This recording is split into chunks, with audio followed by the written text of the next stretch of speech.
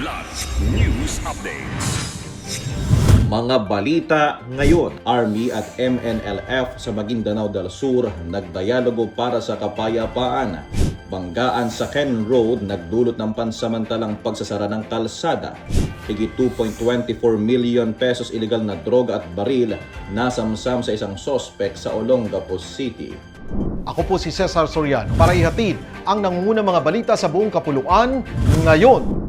Kamakailan, lumahok ang 2nd Mechanized Infantry o Makasag Battalion ng Philippine Army sa isang peace dialogue kasama ang mga leader ng Moro National Liberation Front o MNLF sa Camp Sheikh Gulang, Abdullah Al-Had General Headquarters sa Sitio Di Balbas, Barangay Maslabeng, Buluan, Maguindanao del Sur. Pinangunahan ang delegasyon ni Lieutenant Colonel Jovita G. Buklat, Battalion Executive Officer.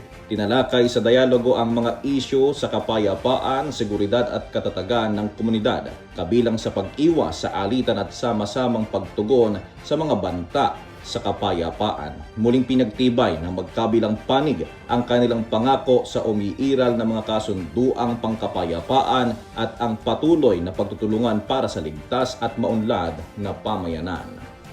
Pansamantalang isinara ang Cannon Road matapos magsalpukan ng ilang sasakyan malapit sa isang rock shed sa sitio Camp 6, Barangay Camp 4, Tuba, Benguet nitong Biyernes, Enero 9. Ayon sa mga otoridad, ipinatupad ang pagsara upang bigyang daan ang clearing operations at investigasyon sa aksidente.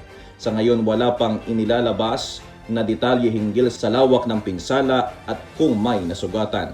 Pinapayuhan ang mga motorista na gumamit muna ng alternatibong ruta habang patuloy ang pagresponde at pagsusuri sa lugar. Nahulihan ng mahigit 2.24 million pesos halaga ng illegal na droga kasama ang mga malalakas na baril at bala ang isang sospek sa Barangay East Bahak, Olongapo City nitong Huwebes, Enero 8. Ayon sa ulat, nasamsam mula sa sospek ang 2 pakete ng shabu at 4 na sachet ng hinihinalang kush o marijuana bukod pa sa mga armas at bala. Nahaharap ang sospek sa mga kasong paglabag sa Republic Act 9165 o ang Comprehensive Dangerous Drugs Act of 2002, Republic Act 10591 ang Comprehensive Firearms and Ammunition Regulation Act at Republic Act 9516 o ang Illegal Possession of Explosive. Para sa Kidlat News Channel, ito si JP Adaw, nag-uula. Ako po si Cesar Soriano, kasama nyo sa bawat pagputo ng balita.